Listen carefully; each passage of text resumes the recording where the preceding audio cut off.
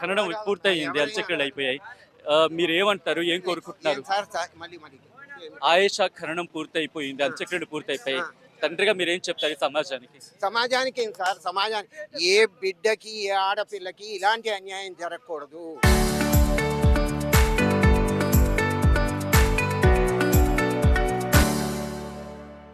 Especially minority పాపలకి అన్యాయం జరగకూడదు, ఏ ఆడపిల్లకి అన్యాయం జరగకూడదు. అదే మా పోరాటం సార్. మా బిడ్డ మా దగ్గర లేదు కదా, ఎవరు ఇవ్వరు కదా, మరి తల్లిదండ్రులు ఎందుకు పోరాటం చేస్తున్నారు సార్? ఏం మెడల్స్ మాకు ఇస్తారని పోరాటం చేస్తున్నాం? సమాజ హితవు కోరి పోరాటం చేస్తున్నాం. ఈ పోరాటం ఆగదు. సిబిఐ కోర్టులో సమసిపోయిందేమో, మూసేసుకున్నారేమో ఫైల్స్. తల్లిదండ్రులు మాత్రం ఊరుకోరు సార్.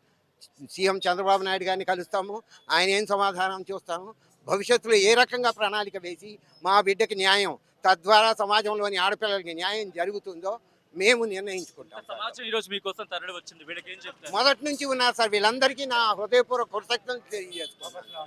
Thank you. మొత్తంగా అయితే మాత్రం తండ్రి చెబుతున్న మాట అది. తన కూతురి అంత్యక్రియలు పూర్తయిన తర్వాత బాధాతప్త హృదయంతో ఆయన బయలుదేరుతున్నారు, వెహికల్ మీద వెళ్ళే ప్రయత్నం చేస్తున్నారు. నీరసంతో ఉన్నారు ఆయన. ఖననం పూర్తయిన తర్వాత ఆయన మాట్లాడి వెళ్తున్న విజువల్స్ని మీరు చూస్తున్నారు. ఒకటే మాట చెప్పడం జరుగుతోంది, ఈ విషయాన్ని ఇక్కడితో విడిచిపెట్టేది లేదు, ఇంకా ముందుకు వెళ్తూనే ఉంటుంది.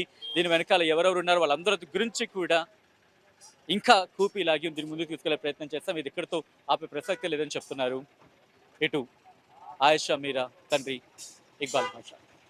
చరిత్ర సృష్టించినోడు ఇప్పుడు ఆ చరిత్రని తిరగరాయబోతున్నాడు. అబద్ధాల గోడల్ని బద్దలు కొట్టి నిజాలను రాగా మీ ముందుంచబోతున్నాడు.